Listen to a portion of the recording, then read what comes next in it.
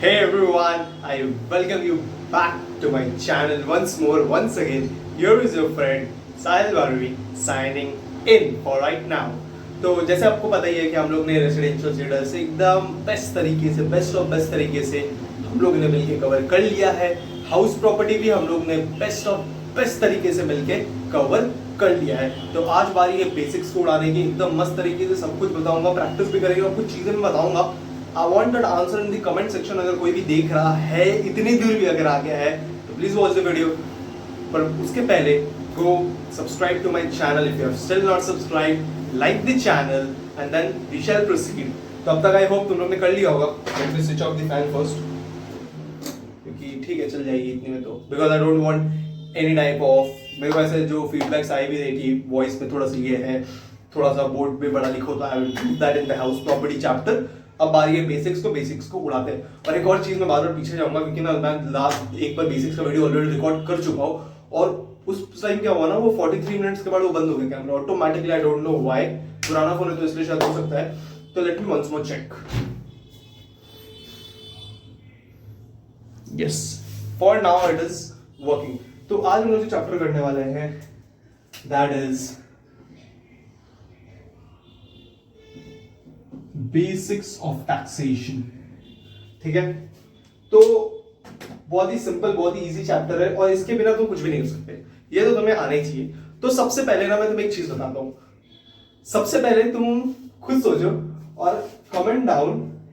ये पहला होमवर्क है आज का. होमवर्क ये है कि द इनकम टैक्स एक्ट जो है वो हम लोग लिखते कैसे हैं. Let me tell you. कुछ लोग बोलेंगे इनकम टैक्स एक्ट ऐसे लिखते हैं. इनकम टैक्स एक्ट ऐसे लिखते हैं.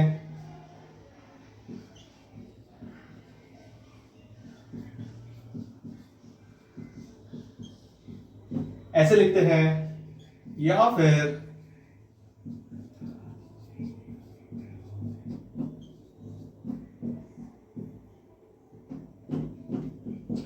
Option A, option B, option C, option D. ये तुम पहले कमेंट डाउन करके बताओ, क्योंकि मेरे को जहां तक लगता है ना, बहुत ज्यादा आंसर्स इस पे होंगे, और हो सकता है इन दोनों में से कोई करेक्ट हो. ठीक है, क्योंकि अपन कंपनी लॉ में भी यही पढ़ते हैं, और ऐसे ही हमने बहुत सारे चैप्टर्स के नाम, द कंपनीज एक्ट, ठीक है, द फर्मा एक्ट तुम लोग पढ़ोगे 1999, ठीक है, वो सब में भी लिखते हैं. तो सबसे पहला होमवर्क ये है कि ये तुम लोग समझो, इसके बिना यार मतलब क्या ही मजा है, तो पोपट हो जाएगा अपना. ठीक है, तो सबसे पहला होमवर्क ये है, बताना मेरे को इसमें से सही ऑप्शन कौन सा है. कमेंट डाउन, कमेंट करके सेक्शंस में. ठीक है, तो ये तो मुझे बताना चाहिए था, लेकिन I want you to research, क्योंकि ये चीज तुम्हें पता होना चाहिए. ठीक है, अब सबसे पहले अपन बेसिक स्टार्ट कर रहे हैं. तो बेसिक्स में ना सबसे पहले मैं तुम्हें बताता हूं. ठीक है, सब तेल लेने क्या, दो टाइप के रेट्स होते हैं. ठीक है, एक होते हैं स्लैब रेट, एक होते हैं स्पेशल रेट. ठीक है, तुम बोलोगे स्लैब रेट क्या है, स्पेशल रेट क्या है. अगर तुम लोगों ने कॉस्ट में पढ़ा होगा, तुम लोग कॉस्ट का बेसिक्स, और ऑब्वियसली अगर तुम लोग ने पढ़ा ही होगा. ठीक है, एक तुम लोग ने पढ़ा होगा स्लैब फिक्स कॉस्ट करके. सपोज मैं तुम्हें एग्जांपल देके बताता हूं कि एक बस है. ठीक है, अगर मेरे को एक बस बुक करना है और उस बस में 50 सीट है, तो एक बंदा आए तो भी मेरे को उस बस का अगर भाड़ा 50,000 है, ठीक है, तब भी मेरे को 50,000 देना होगा. और अगर 50 बंदे भी आए ना, तो भी मेरे को उसका भाड़ा 50,000 ही देना होगा. लेकिन जैसे ही मेरे पास 51 एक एक्स्ट्रा जन आएगा, तो मेरा भाड़ा सीधा 50,000 से बढ़ जाएगा. तो उसी तरह जो स्लैब फिक्स कॉस्ट का, तुम लोग को डायग्राम में अगर कॉस्ट पे याद है, तो इट इज लाइक दिस, कि पहले 50 लोगों तक 50,000 ही लगेगा, लेकिन जैसे एक जन भी बढ़ेगा तो सीधा एकदम जंप करके ऐसे हो जाएगा. इसको स्टेयर फिक्स कॉस्ट भी बोलता है, यस, स्लैब फिक्स कॉस्ट. तो उसी तरह यहां पे भी स्लैब रेट्स है कि एक सर्टेन अमाउंट ऑफ इनकम है, तुम अगर उस इनकम के अंदर रहे तो तुम्हारा उतना टैक्स तुमको लगेगा, उस इनकम के ऊपर गए तो प्लस और एक्स्ट्रा टैक्स लगेगा. तो दैट इज स्लैब रेट्स. और स्पेशल रेट्स होते हैं जो तुम लोग आगे जाके पढ़ोगे, कैपिटल गेन में पढ़ोगे. ठीक है, अनडिस्क्लोज्ड इनकम वगैरह. ठीक है, तो जैसे स्पेशल रेट्स अगर मैं तुम्हें बोलूं ना, तो कैपिटल गेन है जैसे 112A, 112, 111 है, ठीक है। कैजुअल इनकम 30% सीधा लगता है। कैजुअल इनकम बेसिकली क्या होता है ना, जैसे लॉटरी से हमें कोई भी इनकम आया, ठीक है, गैम्बलिंग वगैरह से अगर हमें कोई भी इनकम आया तो those are known as casual income. Lottery, gambling, horse race वगैरह ये सब कैजुअल इनकम है। हार्ड अर्न्ड इनकम नहीं, जिसको लक वाला इनकम होता है ना, वो होता है। फिर अनडिस्क्लोज्ड इनकम, ये चोरी वाली इनकम, ठीक है। इसमें तुम लोग पढ़ोगे section 68, 69 A B C D, ठीक है। तो ये कुछ रेट्स है। यहां पे जो रेट्स दिए मैंने, जैसे मैं तुम्हें एग्जांपल देके बताता हूं, जैसे 112 का ना इट इज 10%, यहां पे 20% और यहां पे 15%। ये जो रेट है ना, ये वाले जो रेट जो मैं तुम्हें स्पेशल रेट्स दिखा रहा हूं, स्पेशल रेट्स, ठीक है, ये जो स्पेशल रेट्स है ना, इनके जो रेट्स आते हैं ना, that comes from income tax act. किधर से आता है मैं लिखूंगा ना, इनकम टैक्स एक्ट, तो लोग समझ जाओगे कौन सा ऑप्शन था, ठीक है। तो वो जो है ना, ये जो रेट्स है, ये रेट्स आते हैं इनकम टैक्स एक्ट से। और एक चीज बताता हूं, ये रेट्स जनरली चेंज नहीं होते हैं, इनको चेंज करने के लिए अमेंडमेंट वगैरह लाना पड़ेगा। बहुत बहुत रेयरली ये सब चीज चेंज होते हैं, ठीक है। ये जनरली सेम रहते हैं, डज नॉट चेंजेस फ्रीक्वेंटली। तो ये सब जो एक्ट है ना, स्पेशल रेट्स जो है, वो हमारे इनकम टैक्स एक्ट में दिए हुए। लेकिन जो स्लैब रेट्स है ना, तुम लोग स्लैब रेट्स पढ़ोगे, वो slab rates income tax act में नहीं दिए रहते, फिनेंस एक्ट में दिए रहते हैं। फिनेंस एक्ट क्या है, जो हमारा बजट आता है ना, बजट एवरी ईयर, हर साल तुम लोग सुनोगे कि पहले 5 लाख तक का टैक्स नहीं था, अभी 7 लाख पे टैक्स नहीं है। ये सब जो तुम स्लैब सुन रहे हो ना, स्लैब्स, कि इस लाख तक टैक्स लगेगा, उसके ऊपर टैक्स लगेगा, ये जो रेट्स है ना, ये फिनेंस एक्ट से गवर्न होते हैं। और हर साल ये चेंज हो सकते हैं, नहीं हो सकते हैं, हर साल ये बजट पे बताया जाता है। लेकिन जो स्पेशल रेट्स होते हैं, that is always and always given on income tax act, ठीक है। ये इंपॉर्टेंट था, जानना जरूरी था। और मैं तुम्हें बताता हूं, मेरा एक दोस्त है, I told him I will taking his name, but I will not be taking his name. उसको ये चीज नहीं पता थी, उसको फाइनल में ये चीज पता चला। ही स्टडिंग फॉर फाइनल, अभी तक रिजल्ट आया नहीं इंटरकॉम का, बट ठीक है। और ये अच्छा, ये जो मैं नंबर लिखा हूं ना, this is my number. If you are having any kind of doubt, anything, you can freely talk to me and there is no problem. Absolutely call मत करना, बस इस पे व्हाट्सएप डालना, I definitely and definitely see, क्योंकि मैं villa बैठा हूं, ठीक है। तो सबसे पहले मैंने तुम्हें बेसिक्स बता दिया कि रेट्स कहां से आते हैं। इनकम टैक्स वाला मेरे को कमेंट करके जरूर बताना, ठीक है, कि रेट्स कहां से आते हैं। उसके बाद कि income special rates income tax act में दिए रहते हैं, स्लैब रेट्स फिनेंस एक्ट से बजट में हर साल आते हैं, ठीक है। अब मैं तुम्हें चीज बताता हूं, हम लोग के ना 2 प्रोविजंस होते हैं। एक होता है सेक्शन 115 बीएसी और एक होता है नॉर्मल टैक्स आरईजी, ठीक है। अब मैं तुम्हें एक चीज बताता हूं कि पहले ना ये जो नॉर्मल टैक्स रिजीम है ना, ये हमारा डिफॉल्ट टैक्स रिजीम होता है, ठीक है। ये जो नॉर्मल टैक्स, जैसे अगर तुम लोग पबजी खेलो या कोई भी गेम खेलो, तो उसमें एक डिफॉल्ट सेटिंग होता है कि ये तो रहेगा, अगर आपको कुछ और चेंज करना है तो ऑटो से मैनुअल में चले जाओ, मैनुअल में जाके चेंज कर लो।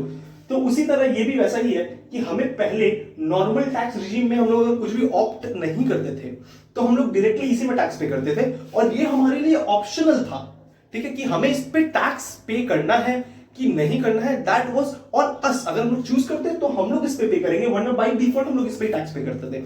लेकिन अब currently from 2023-24 I guess, yes 22-23 या 23-24 से, मैं तुम लोग ये जान के रखो, जब से मैं वीडियो बना रहा हूं, this is now our default tax regime.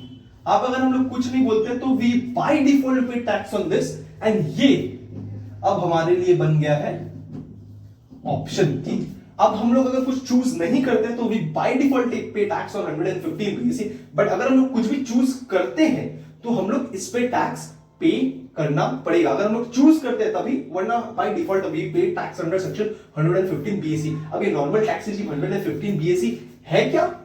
I will tell you, will go deep dive into it, but एक second let me check every 2-3 minutes मेरा वीडियो चल रहा है कि नहीं, बिकॉज आई डोंट वांट कि भाई दूसरी बार भी ऐसा हो जाए मेरे साथ। Still working, ठीक है, चल तो रहा है। Let me just have a bit of water. जब तक मैं पानी पीता हूं तब तक मैं फैन चलाऊंगा कि मेरा सारा पसीना सूख जाए। चल जा भाई।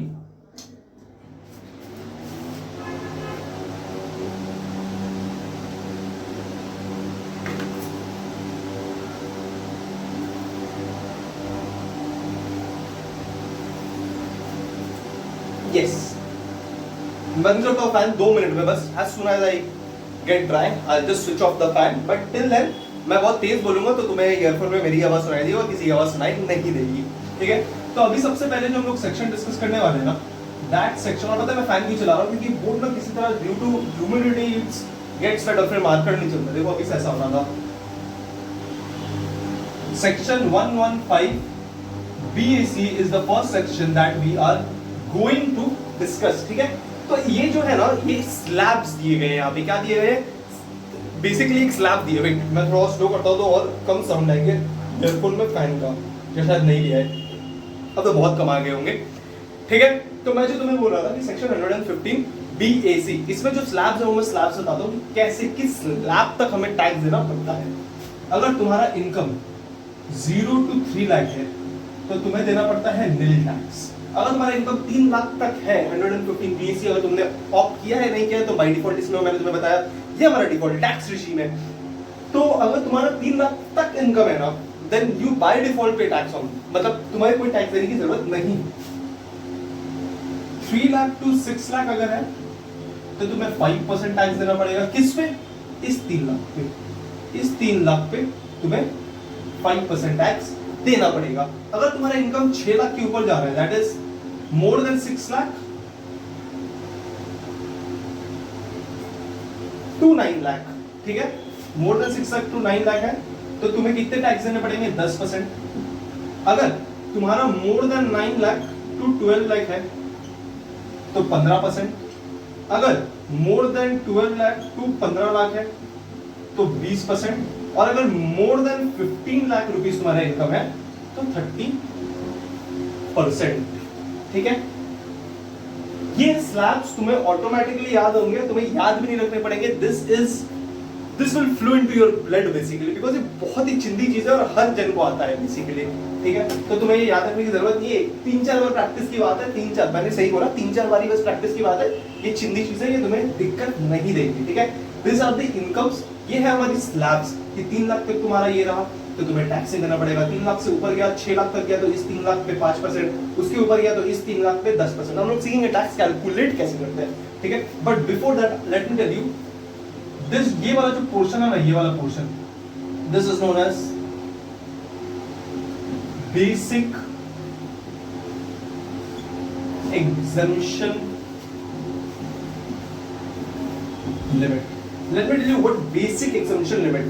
Basic exemption limit क्या होता है ना, government came with a view point कि अगर किसी का इनकम, तुम खुद ही सोचो, 3 लाख है, अगर किसी का इनकम ऐसे is 3 lakh divided by 12, he is earning barely 25,000 rupees.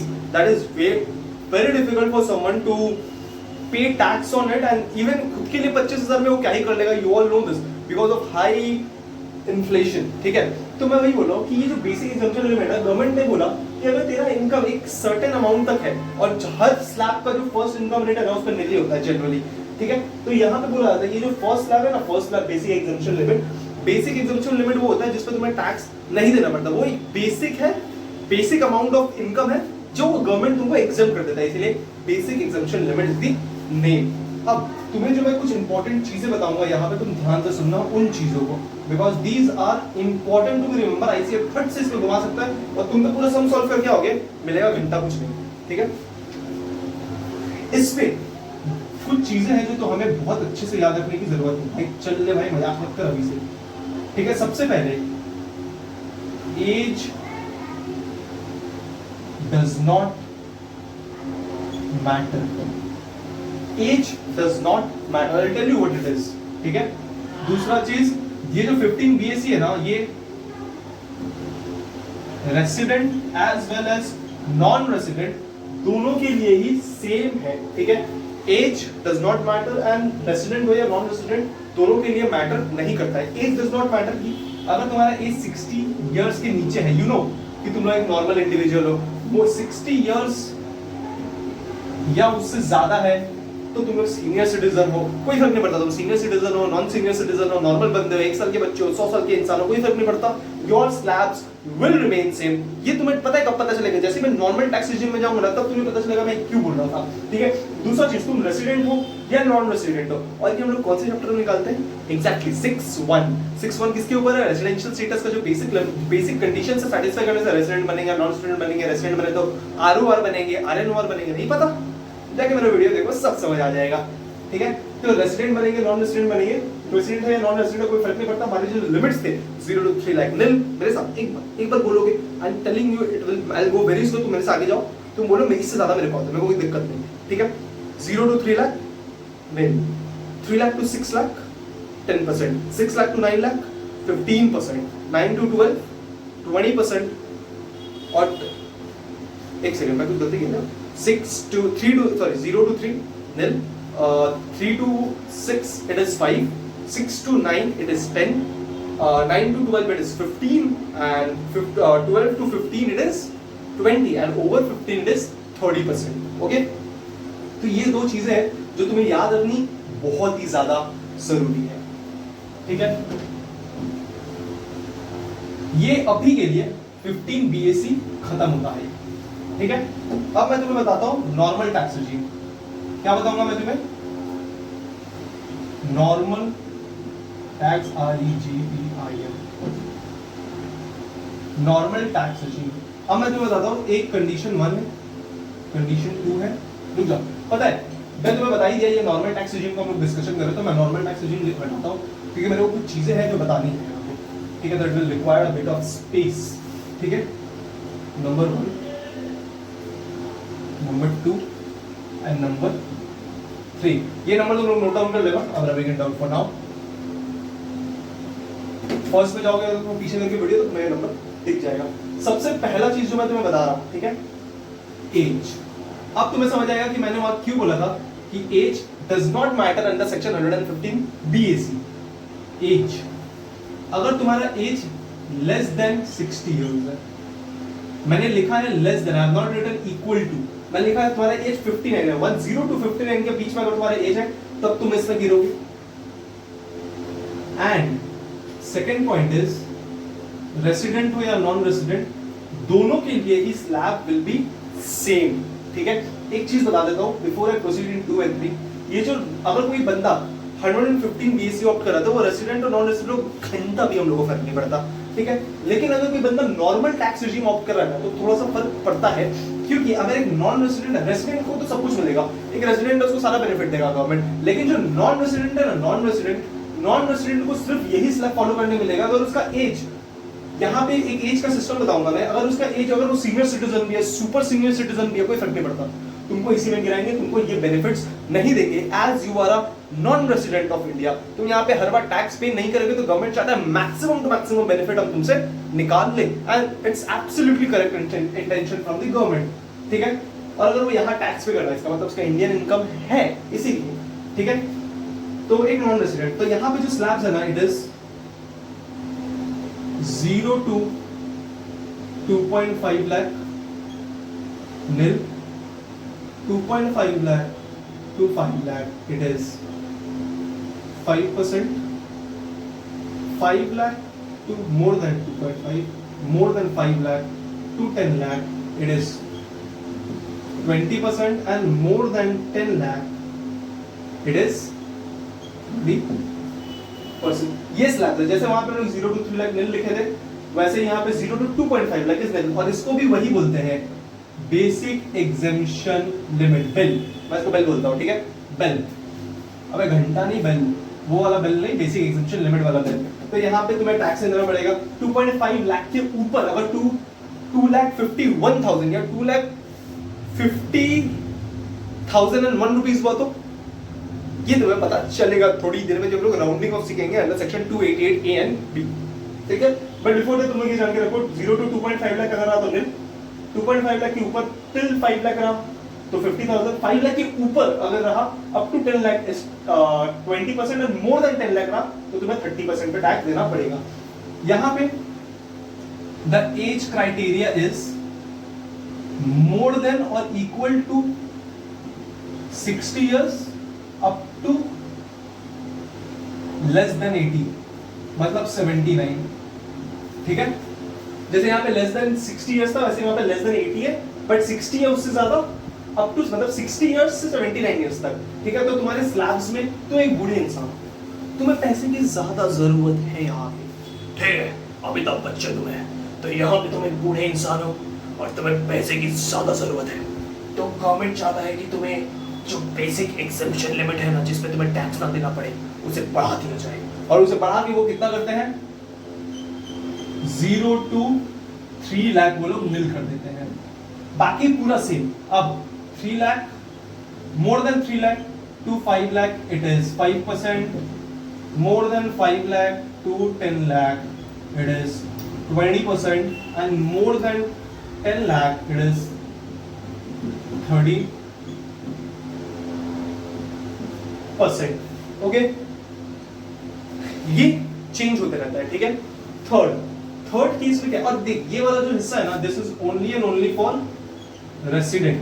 NR को ये बेनिफिट नहीं मिलेगा, मैं स्पेसिफिकली लिख रहा हूं, एनआर को ये बेनिफिट नहीं मिलेगा। यहाँ तो एनआर विल ऑलवेज और ऑलवेज डज नॉट फॉल, ही 60 61 62 63 स्टिल 79 80 100 इयर्स का भी हो, कोई फर्क नहीं पड़ता। NR will also fall here, this is what I want to highlight, ठीक है। डू नॉट फॉरगेट, बिकॉज़ अगर मैं कुछ चीज हाईलाइट कर रहा हूं तो दैट इज इंपॉर्टेंट, ठीक है। वो लिख देगा एनआर 62 इयर्स, तुम लोग ये कर क्या होगा, घंटा मिलेगा अंडा, एनआर का ही अंडा मिल जाएगा तुमको, वो हेन का अंडा देगा तुमको, ठीक है। इसके बाद आता है एज। यहाँ पे एज क्या होगा, खुद ही गेस कर लो। यहाँ पे मोर देन 60 था, अप टू 80, लेस देन 80 था, तो यहाँ पे मोर देन और इक्वल टू 80 इयर्स, और जितना जाओ तुम। अब यहाँ पे 100 साल तो लिख नहीं सकते, 100 साल के ऊपर के तो टैक्स देना पड़ेगा, गवर्नमेंट इतना अच्छा दो नहीं है, ठीक है। तो यहाँ पे जो बंदा है ना, बंदा उसको लोग और बेनिफिट देना चाहते हैं गवर्नमेंट, क्योंकि वो बेचारा बूढ़ा हो गया, अब वो काम कर नहीं सकता, तो गवर्नमेंट चाहता है से कम रुपए पे टैक्स ले, और इतने रुपया उसको दे अपने हाथ पे टैक्स फ्री, जिससे वो सर्वाइव कर ले। तो सर्वाइवल की रेट क्या दिया हुआ है यहाँ पे, it is 0 to 5 lakh it is nil, more than 5 lakh to 10 lakh it is 20%, and more than 10 lakh it is 30%। और यहाँ पे भी वही कंडीशन है कि ये वाला भी सिर्फ और सिर्फ रेसिडेंट को मिलेगा, एनआर के लिए दिस इज घंटा not applicable. I hope this is absolutely clear to you. ये slabs, I don't worry, I have all the notes in my copy and I have told you go join my Telegram channel. इतना दूर तक अभी तो पहुंचे नहीं होगा video में, इसीलिए भी चैनल ज्वाइन नहीं करा, लेकिन टेलीग्राम पे जाओ, ग्रुप है मेरा, ठीक है। It is known as tax with Sahil, ऐसा है वो ग्रुप का नाम, टैक्स with Sahil, ठीक है। So you go and join this group and you will get all the notes, and these notes मैं उसी तरह से सोच के बनाया हूँ कि लास्ट डे मेरा सब कुछ होना चाहिए। 1.5 डेज में सब कुछ होना इज वेरी मुश्किल, क्योंकि तुम्हें लगभग 1 डे तो इनकम टैक्स को देना ही पड़ता है, ऑप्शन नहीं है ब्रो। जीएसटी को कम ही देना पड़ेगा, क्योंकि इनकम टैक्स का कवरेज ज्यादा है, बट वेटेज दोनों का सेम है 50-50। तो इसीलिए मैंने वही सोच के बनाया कि एक दिन में कवरेज कैसे करें। I have written down all the notes, बस तुम्हें सम्स प्रैक्टिस करनी है, उसे देखनी है एक बार, तो एवरीथिंग विल बी झक्कास मक्खा एकदम, ठीक है। तो let's proceed, but before that let me again check whether my video is working or not. अभी तक तो चल रहा है, ठीक है। तो अब मैं तुम्हें सिखाता हूँ टैक्स कैलकुलेशन कैसे करते हैं। सबसे पहले 115 बीएससी सिखा दूंगा, तो तुम्हें बाकी समझ आएंगे, बट मैं चाहता हूँ तुम्हें दो ही, चलो सबसे पहले 115 बीएससी सिखाता हूँ। 115 बीएसी, सपोज मैं बताता हूँ, एग्जांपल लेते हैं। टोटल इनकम जो है ना, वो है मेरा 15 लाख रुपया, चल 15 नहीं करते, 20 लाख करते, ठीक है। 20 लाख, तो इसमें टैक्स कंप्यूट कैसे करते हैं। इस 20 लाख तक हमें पहुंचना है उस लाख के मदद से, ठीक है। जो मैं बोल रहा हूं उसे ध्यान से सुनना। इस 15 लाख, इस 20 लाख तक हमें पहुंचना है उस लाख की मदद से। तो कैसे होगा, हमें पता है 0 to 3 lakh it is nil, 3 lakh to 6 lakh it is कितना परसेंट, एग्जैक्टली, वेरी गुड, 5%। तो यहाँ पे जो मेरा टैक्स का अमाउंट रहेगा वो लिखते हैं, वो 0 आएगा। यहाँ पे कितना आएगा, यहाँ पे इट विल बी 15,000, 3 लाख पे 5% विल बी 15,000, ठीक है। Next 6 lakh to 9 lakh it is exactly, very good, 10%। तो इस पे कितना आएगा, इस 3 लाख पे 10% कितना आता है, 30,000। ऑलराइट, फिर 9 लाख टू 12 लाख, इस 3 लाख पे कितना परसेंट, 15%। कितना टैक्स आएगा, 45,000। हाँ, 12 lakh more than 3 lakh more then, ये मतलब तुम डीम्ड है, ठीक है, ऐसा मान लो ना, मैं जब ऐसा लिख रहा हूँ, ये 12 लाख, फिर यहाँ पे 12 लाख, तुम लोग ऐसा मत पूछो ना, यहाँ पे 12 है, यहाँ पे 12 किस लाख में जाएगा, अभी ये अप टू 12 लाख तक है, तो यहीं पे आएगा, 12 लाख रुपए भी हुआ तो यहीं गिरेगा, 12 लाख 1 रुपया भी हुआ तो यहाँ गिर जाएगा, ठीक है। टू 15 लाख इट इज, बोलो बोलो, वेरी गुड, 20%। और कितना आएगा, 20% इट विल 60,000। और मोर देन 15 लाख है, बट कितना दूर तक, अप टू 20 लाख, तो 20 लाख कितना आएगा, इस 3 लाख पे, इस 5 लाख पे कितना percent, 30%। And it will cut down to, very good, it will be 1,50,000, ठीक है। तो मेरा टोटल टैक्स कितना आएगा, इट विल बी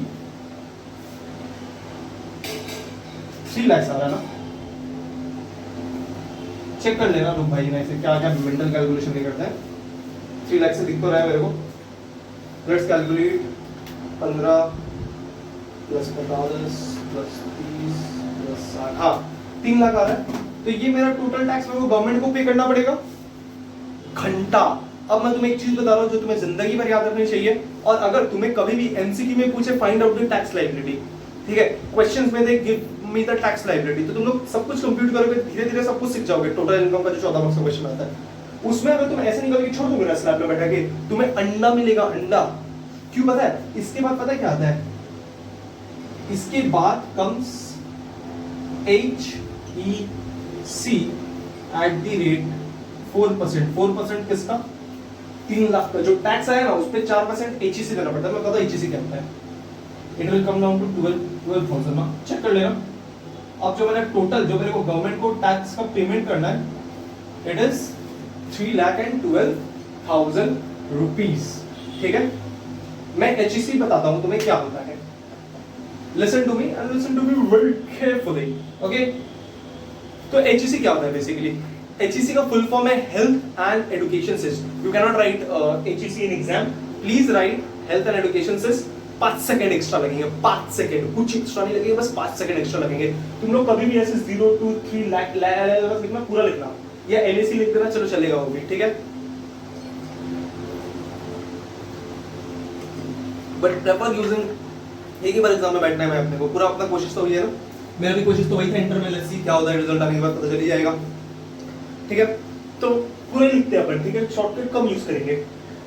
तो ये तो तुम्हें कैलकुलेशन दिखाया जो मैं तुम्हें बोला था। HEC क्या होता है, HEC का मतलब होता है health and education cess. Cess क्या होता है ना, सेस का मतलब होता है government is collecting funds from the general public who are paying tax, income tax basically, ठीक है, इनकम टैक्स पे सेस होता है। तो who are paying tax to the government, उससे गवर्नमेंट कुछ एक्स्ट्रा पोर्शन कलेक्ट करता है। ये जो सेस होता है ना, सेस, ये सेस तुम ऐसे नहीं बोल सकते कलेक्टिंग सेस, गवर्नमेंट ऐसा बोल ही नहीं सकता, झमेला हो जाएगा, राड़े हो जाएंगे पूरे, एकदम मारपीट हो जाएगा गवर्नमेंट के साथ। गवर्नमेंट को स्पेसिफिकली उसके सामने नाम लिखना पड़ता है, जैसे health and education cess, health and education, जो ये पैसा कलेक्ट हुआ ना, कि 12,000 रुपया मैं मानता हूँ सिर्फ मैं टैक्स पे पूरे देश में, ये 12,000 रुपया जाएगा गवर्नमेंट को, और गवर्नमेंट इसको जेब में भर नहीं सकता अपने, इसको इंफ्रास्ट्रक्चर के लिए यूज कर नहीं सकता, इसको शौचालय बनाने के लिए यूज नहीं कर सकता, इसको वो सिर्फ और सिर्फ हेल्थ पर्पस, शौचालय शायद बन सकता है, हेल्थ पर्पस के लिए यूज कर सकता है, in the field of health या फिर in the field of education ही ये चीज यूज हो सकता है। जैसे पहले हुआ करता था हायर सेकेंडरी सेस, ठीक है, हायर सेकेंडरी एजुकेशन सेस, तो वो सिर्फ हायर सेकेंडरी के एजुकेशन के प्रमोशन के लिए ही वो सेस यूज हो सकता है और किसी के लिए नहीं। सोशल वेलफेयर सेस सोशल कामों के लिए ही यूज हो सकता था और किसी के लिए नहीं। तुम ब्रिज बना रहे हो, तुम सैलरी दे रहे हो, ये सब चीजों के लिए यूज हो सकता है। जो सेस के पहले नाम है उसी पर्पस के लिए वो सेस यूज होगा। Cess amount is always calculated on the tax liability. इसके ऊपर ऐड करते हैं तो मेरा टोटल टैक्स पेएबल, ये जो 3,12,000 है, total tax payable to me, ठीक है। ये तुम्हें बता रहा था सेस के बारे में, बहुत अच्छा कॉन्सेप्ट लॉजिक है जो तुम्हें जानना चाहिए, ठीक है। तुम ये भी और जीएसटी कंपनसेशन सेस वगैरह तुम लोग एक सेस पढ़ोगे, जीएसटी कंपनसेशन सेस मैं बताऊंगा, मैं जब वो क्लास लूंगा, आई होप मैं जीएसटी ले पाऊं तो उसमें मैं बताऊंगा ये सेस का कॉन्सेप्ट, बहुत मस्त चीज है, ठीक है, कि कैसे गवर्नमेंट को जीएसटी लाने नहीं दिया जा रहा था, by certain state because of loss of revenue. तो गवर्नमेंट ने उसे अश्योर किया कि तुम्हारा जितना भी लॉस ऑफ रेवेन्यू होगा वो हम लोग कुछ साल तक तुम्हें पे करेंगे, ठीक है। तो वो कॉन्सेप्ट है, बट बहुत मस्त कॉन्सेप्ट है। मैं जब जीएसटी दूंगा तो बताऊंगा। अगर तुम चाहते हो कि मैं उसके पहले बता दूं, प्लीज कमेंट में लिखना GST compensation sir and definitely definitely definitely do it for you. अब अगर मैं तुम्हें ये बताता हूँ, चलो थोड़ा मजा लेते हैं। अगर यहाँ पे मैं 25 लाख का इनकम कर देता, ठीक है, तो ये वाला स्लैब बस चेंज होता, बाकी सब तो सेम ही रहता है। यहाँ पे बस 25 हो जाता मेरा, तो 10 लाख पे 30%, ठीक है, it will be 3 lakh rupees. तो यहाँ 3 लाख रुपया होता, तो 3 प्लस 1.5 4.5 लाख रुपया का टैक्स होता मेरा। अब 4.5 लाख रुपया पे इंटू 4%, मतलब 18,000 रुपए का फिर सेस होता। सेस किसके ऊपर लगता है, मैंने क्या बोला, 4.5 लाख रुपए। इसके बाद ये मेरा आता 4,68,000, मतलब 4.68 लाख मेरा टैक्स लायबिलिटी होता है। ऐसे ही कैलकुलेट करते हैं, कोई फर्क नहीं पड़ता, ठीक है। अब मैं तुम्हें एक चीज बताता हूँ, तुम लोग ने एक चीज शायद ध्यान से देखा नहीं, लेट मी टेल यू। तुम लोग ने ये पढ़ा होगा ना रीजनिंग, कितना याद है, 3 लाख, अच्छा 25 लाख का। तो तुम लोग ने लॉजिकल रीजनिंग पढ़ा होगा, ध्यान से इस चीज को देखो। Tell me what is the 2 common things that you are finding. है एक common thing. Pause the video, check once, तब तक मैं खुद कंटिन्यू करता हूँ। पॉज किया, वेरी गुड, खुद देखो, मैं इसे बताता हूँ। तुम एक चीज देखो, यहाँ पे इनकम कितना से बढ़ रहा है, एग्जैक्टली 333 लाख, ठीक है। परसेंटेजेस कितने से बढ़ रहे हैं, कंटिन्यूअसली टिल हियर। यहाँ इसके बाद तो तुम देख ही नहीं सकते, 15 लाख के ऊपर कितना भी जाए you can not calculate, because कोई लिमिट नहीं है। यहाँ पे कोई लिमिट नहीं है, 10 लाख हो सकता है, 100 लाख हो सकता है, 1 रुपया भी हो सकता है। यहाँ पे कोई लिमिट नहीं है, बट यहाँ तक एक कॉमन पैटर्न है। 3 लाख 3 लाख 3 लाख 3 लाख से इनकम बढ़ रहा है, 5% से मेरा परसेंटेज बढ़ रहा है। इसीलिए तुम देखोगे यहाँ पे जो इंक्रीज है ना, +15 की, कितना, +15 की, कितना, +15 की, कितना, +15,000 हो रहा है। और इन सब का टोटल 1.5 लाख है। तो अब तुम्हें एक शॉर्टकट बताता हूँ। एग्जाम में अगर तुम्हें दिया कि टोटल इनकम निकालो 25 लाख, एग्जांपल जो दिए हम लोग 25 लाख, तो कुछ मत करना, सोचना ही मत कुछ। ये टेबल बनाना इतना दूर तक, यहाँ तक पूरा बनाना, यहाँ तक कैलकुलेट करने की जरूरत ही नहीं है। बस 15 पहले 0 बैठाना, फिर 15,000 ऐड करना, 15,000, फिर 15,000 ऐड करना, 30,000, फिर 15,000 ऐड करना, 45, फिर 15 ऐड करना, ये यहाँ तक तुम्हारा 1,50,000 का ही टोटल आने वाला है। और उसके ऊपर जो भी जाएगा बस इस पे कैलकुलेशन कर देना। This is a shortcut which I was wanting to tell you कि अप टू 15 लाख 1,50,000 का टोटल टैक्स लायबिलिटी आता है। ये तुम्हें बहुत मजा आएगा अगर तुम ब्रेन यूज करो एग्जाम में सही से। तो मैं बताऊंगा इसमें कैसे यूज करते हैं ब्रेन, ठीक है, जब हम लोग सरचार्ज पढ़ेंगे। I hope this point is clear to you, absolutely clear. अब अगर तुम लोग ये सीख गए हो, एक होमवर्क ले लो। सिर्फ कमेंट सेक्शन में मेरे को कमेंट डाउन करके बताना, मुश्किल से 30 सेकंड लगेगा। अगर तुमसे ये भी नहीं हो रहा तो फिर भाई मत देखो, तुम वीडियो छोड़ दो, टैक्स नहीं होने वाला। सिर्फ 30 सेकंड का भी अगर काम नहीं होगा। एक होमवर्क ये है ना तुम्हारा कि टोटल इनकम पे कितना टैक्स लायबिलिटी आएगा अगर मेरा income is 16.5 lakh and my total income is 40 lakh rupees। ये कमेंट डाउन करके मेरे को बताना। 100 and अंडर सेक्शन 115 BAC के हिसाब से 16.5 लाख एंड 40 लाख पे मेरा कितना टैक्स लायबिलिटी आता है। जब भी मैं टैक्स लायबिलिटी बोलूं, एक चीज याद रखना, बहुत जन अभी फिर से गलती करते हैं, HEC ऐड नहीं करते। HEC ऐड करने के बाद टैक्स लायबिलिटी मतलब ही सब कुछ ऐड वगैरह करने के बाद, okay. Let me again check कि मेरा वो काम कर रहा है video. It is still working, I can not believe that, ठीक है। अब हम लोग नॉर्मल टैक्स रेजिम सीखते हैं। नॉर्मल टैक्स रेजिम हो गया सर्वनाश, NORMAL, नॉर्मल।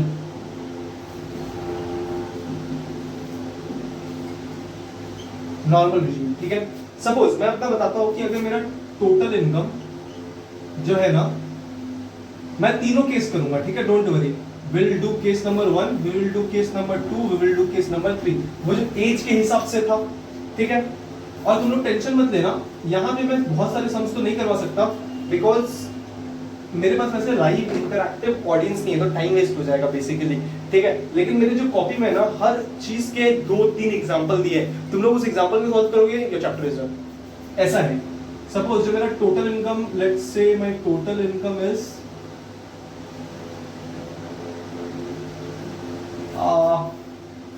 पहले हम लोग निकालते हैं, चलो 20 लाख पे टैक्स लायबिलिटी सेम करते हैं 20 लाख पे।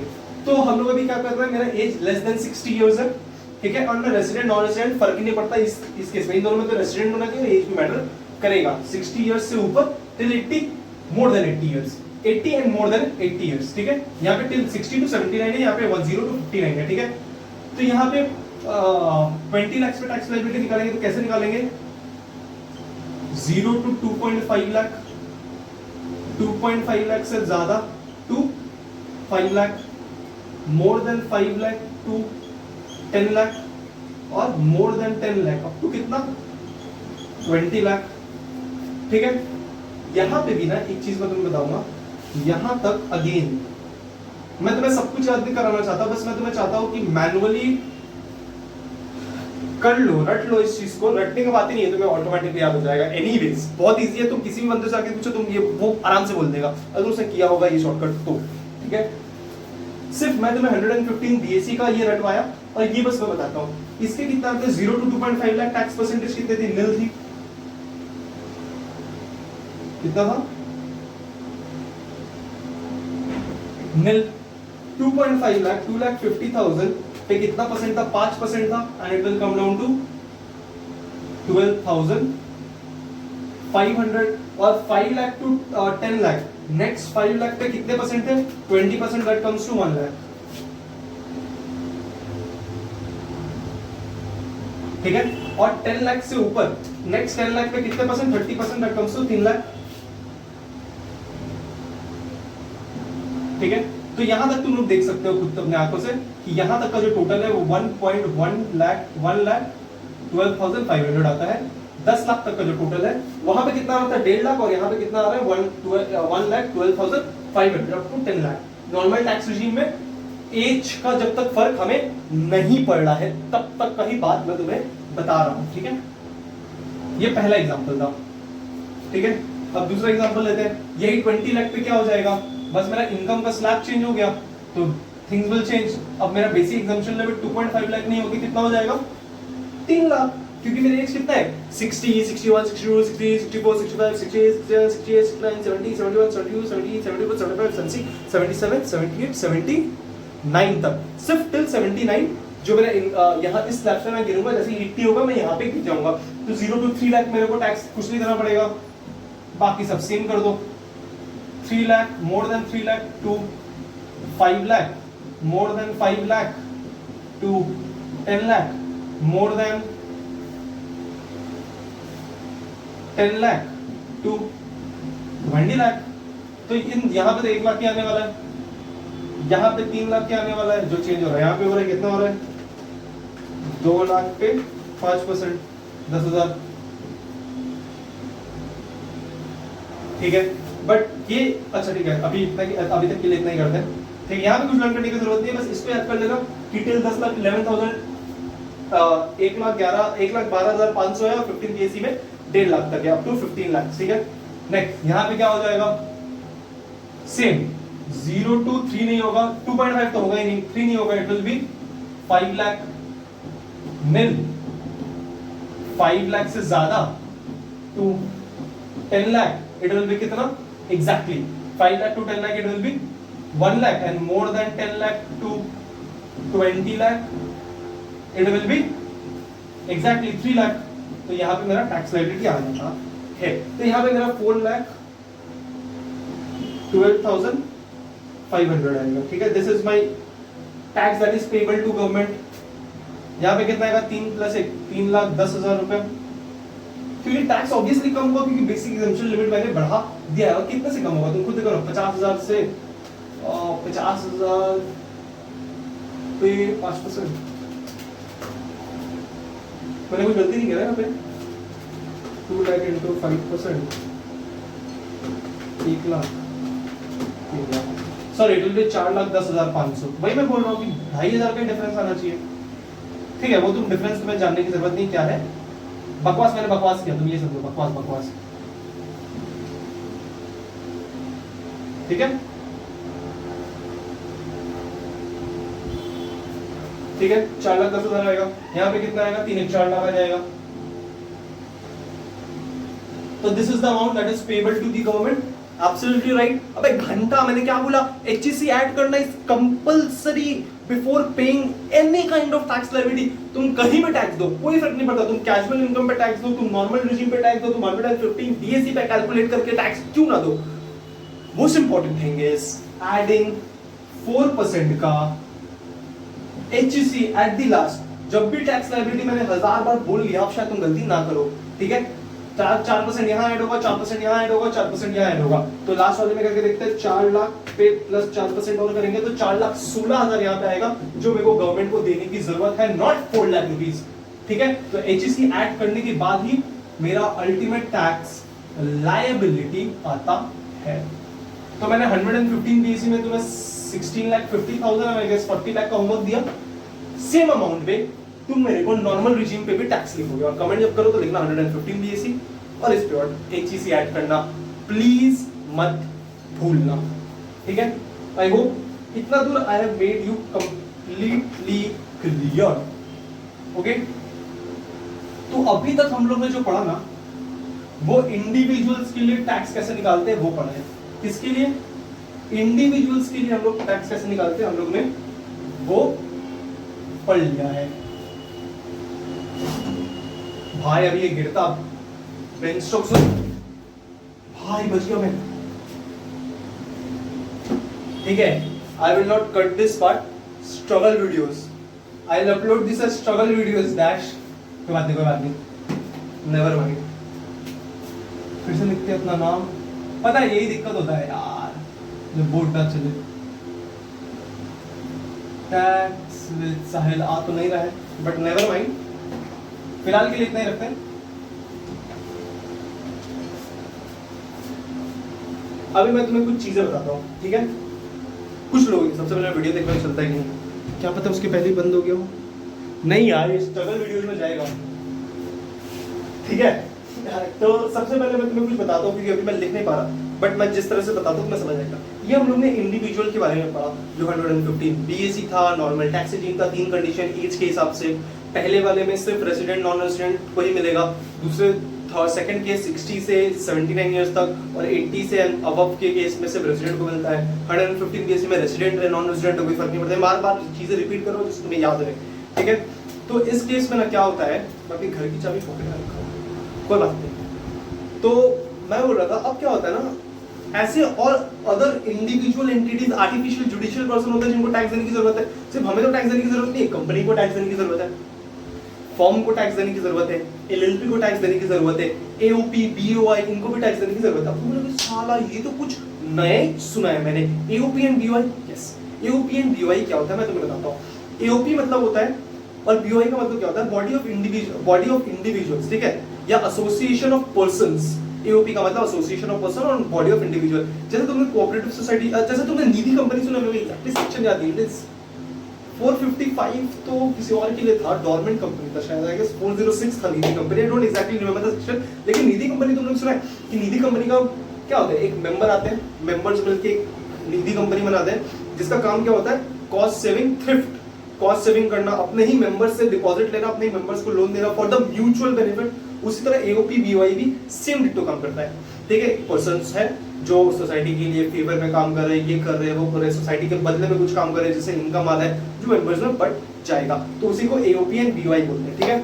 एक बार लिस्ट राइट लिख सकता हूँ कि नहीं, बट कोई बात नहीं, जैसे मैंने तुम्हें बताया समझ आया, अभी मैं तुम्हें जो बताऊंगा समझ आ जाएगा, डोंट वरी, ठीक है। फॉर्म, एओपी, बीओआई, एलएलपी, इन पे जो टैक्स रेट है ना, दैट इज 30%। इनका जो टैक्स रेट है ना, इट इज 30% फ्लैट। अगर मैं 1 रुपया कमा रहा हूं तो उसका 30% 30 पैसा मेरे को गवर्नमेंट को देना पड़ेगा। मैं 1 करोड़ कमा रहा हूं, मेरे को 30 लाख रुपया सीधा गवर्नमेंट को जाके देना पड़ेगा। मेरे को कोई भी बेसिक एग्जम्पशन लिमिट नहीं मिलेगा। फर्म, एओपी, एलएलपी, बीओआई, इनके केस में मेरे को कोई भी क्या नहीं मिलेगा, बेसिक एग्जेम्पशन लिमिट नहीं मिलेगा। The rate is flat 30%। Okay, शायद कंपनी में नहीं लिख पाऊंगा क्योंकि वो फील हो रहा है यहाँ पे, पता है वो, पता नहीं यार ऐसा क्यों है, किसी को पता हो तो बताना, हो गया ना इम्प्रूव दिस। ठीक है, नेक्स्ट कंपनी के केस में मैं तुम्हें बताता हूँ कंपनी। ठीक है, दो टाइप की कंपनी हो सकती है। सबसे पहले मैं तुम्हें फॉरेन कंपनी बताता हूँ। बता दो कोई सेक्शन कंपनीज एक्ट के अंदर क्या है। एक डोमेस्टिक कंपनी, इट इज 2 + 42। ठीक है, और डोमेस्टिक कंपनी सबको बता दो 2 + 20। ठीक है, तो फॉरेन कंपनी की जो टैक्स रेट है ना, इट इज 40% फ्लैट। कितना? 40% फ्लैट। Got it? और डोमेस्टिक कंपनी के लिए कितना है? इसमें दो केस है, उस पर मैं आता हूं। तो अगर एक फॉरेन कंपनी है जो 40 लाख रुपए कमा रही है, 1 करोड़ रुपए कमा रही है, तो उसको सीधा 40 लाख रुपए टैक्स देना पड़ेगा। 1 रुपया भी कमाती है तो उसको सीधा का सीधा 40%, दैट इज 40 पैसा गवर्नमेंट को देना ही पड़ेगा। इसमें भी कोई बेसिक एग्जम्पशन लिमिट नहीं है। दो जगह पे कोई बेसिक एग्जम्पशन लिमिट नहीं पड़ेगा। कहां पे? फर्म एंड कंपनी, दोनों जगह कोई बेसिक एग्जम्पशन लिमिट नहीं मिलता, दोनों में फ्लैट रेट ऑफ टैक्स है। अगर मैं डोमेस्टिक कंपनी हूं और मेरा प्रीवियस ईयर, मतलब मेरा जो लास्ट ईयर है ना, मेरा लास्ट ईयर का turnover was less than or up to 400 CR, या फिर मेरा जो लास्ट ईयर का टर्नओवर है it is more then 400 CR। ठीक है, ये दो कंडीशंस हो सकते हैं। अगर मेरा लास्ट ईयर का टर्नओवर 400 करोड़ या उससे कम है तो मेरे को सिर्फ और सिर्फ 25% टैक्स देना पड़ेगा। लेकिन अगर मेरा लास्ट ईयर का टर्नओवर इज 400 करोड़ से ज्यादा, 400 करोड़ एंड 1 रुपी, पर अगर 400 करोड़ तक है तो 25, 400 करोड़ के ऊपर है तो इट इज 30% फ्लैट। लेकिन अभी तुम्हें बता दो कि गवर्नमेंट का बजट जो आया था, उस गवर्नमेंट बजट में इस 25% को it has come down, I guess 30% को भी कम किया गया, शायद 25% को ही मैंने देखा, जितना तुम न्यूज देखा था। अभी रेलेवेंट नहीं है, मैं तुम्हें बता दूंगा अगर कोई भी अमेंडमेंट है तो इन माय अमेंडमेंट वीडियो। लेकिन अभी जो बता रहा हूँ बस वही याद रखना, बस एक्स्ट्रा नॉलेज के लिए बता रहा हूँ कि इस साल के बजट में जो कंपनीज के लिए टैक्स रेट है, इस साल के बजट को ना नोशनल बजट या नोशनल बजट ही बोलते हैं, मतलब ये अल्टीमेट रॉक सॉलिड बजट नहीं है। अभी जो गवर्नमेंट आएगी इस इलेक्शन के बाद, 24 इलेक्शन के बाद ऑब्वियसली एक ही गवर्नमेंट आने वाली है, वी ऑल नो। लेकिन ठीक है, जो भी गवर्नमेंट आएगी उसके हिसाब से रिपीट ही होने वाली है। ठीक है, गवर्नमेंट तो जो भी गवर्नमेंट आएगी वो उसने बताया कि ये जो कॉर्पोरेट टैक्स रेट है, कॉर्पोरेट टैक्स रेट मतलब कंपनीज के लिए जो टैक्स रेट है, that from 25% it has came down to 22%। 3% बहुत होता है, तुम समझो 1000 करोड़ में 3%, मतलब तुम इमेजिन कर सकते हो कितना होता है। मतलब किसी का 100 करोड़ का भी धंधा है, वो 3 करोड़ रुपया बचा के लेके जाएगा एक्स्ट्रा, जिसको टैक्स नहीं देना पड़े। This is flat tax rate. ठीक है, I hope it is clear. Form LLP का टैक्स रेट तुम्हें क्लियर है, ये तुम्हें पता होना चाहिए। ठीक है, सब बहुत इंपॉर्टेंट चीज है जो तुम्हें पता होनी चाहिए। ठीक है, एंड लास्ट कोऑपरेटिव सोसाइटी। क्या सोसाइटी? कोऑपरेटिव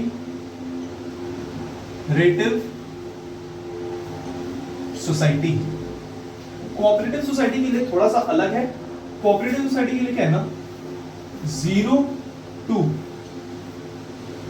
एक सेकंड ना, 0 to अगर तुम्हारा उस कोऑपरेटिव सोसाइटी का इनकम 10,000 तक है तो इट इज, गेस करो कितना होगा, मत करो गेस, नहीं बोल पाओगे, 10,000। चलो अभी तो नहीं चल रहा है, नेवर माइंड, अब तो मैं लिखने के लिए कोशिश नहीं करने वाला। इसके बाद and the video, don't worry, क्योंकि इसके बाद ज्यादा कुछ बचा नहीं है। इसके बाद रिबेट सरचार्ज वगैरह बचा हुआ है जो पढ़ाने के लिए बोर्ड चाहिए ही चाहिए। सरचार्ज के लिए तो बोर्ड चाहिए, रिबेट के लिए बोर्ड चाहिए, मार्जिनल रिलीफ के लिए बोर्ड चाहिए। 3 टॉपिक बचे, ये 3 टॉपिक हो जाएंगे, डोंट वरी, बहुत चिंती है। ठीक है, तो मैं तुम्हें बता रहा था कोऑपरेटिव सोसाइटी। कोऑपरेटिव सोसाइटी के लिए क्या है ना, कोऑपरेटिव सोसाइटी का अगर इनकम 0 से 10,000 तक है, कितना? 0 से 10,000 रुपया तक है तो उसको 10% टैक्स देना होगा। ठीक है, अगर 10,000 1 रुपया या 10,000 से ज्यादा है, अप टू 20,000 है तो उसे 20% टैक्स देना होगा, और अगर अप मोर देन 20,000 है तो उसे 30% टैक्स देना होगा। कैलकुलेशन कहते हैं एक स्लैब जैसा आ गया, तो सेम जैसे स्लैब का कैलकुलेशन करते थे वैसे अब मैं तुम्हें बताता हूं। सपोज किसी कोऑपरेटिव सोसाइटी का इनकम 30,000 है तो 0 to 10,000 कितना टैक्स है? 10%, तो 1,000 रुपया टैक्स देंगे। उसके ऊपर फिर ये 1,000 रुपया आया प्लस और कितना आएगा, इस 10,000 के ऊपर जा रहा है इनकम, 30,000 तक है, तो 10,000 से 20,000 मतलब 10,000 के ऊपर टिल 20,000 कितना है 10,000, और उसके ऊपर कितना परसेंट टैक्स है 20%, तो 2,000 आएगा।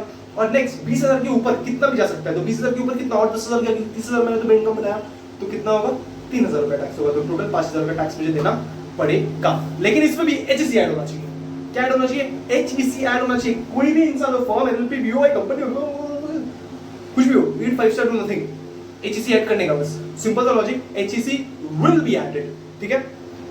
तो आज के लिए फिलहाल लोग इतना ही रखते हैं, because my board is not working, और मेरे को लग ही रहा था ये होने वाला है, but anyways don't worry, I will upload the second part.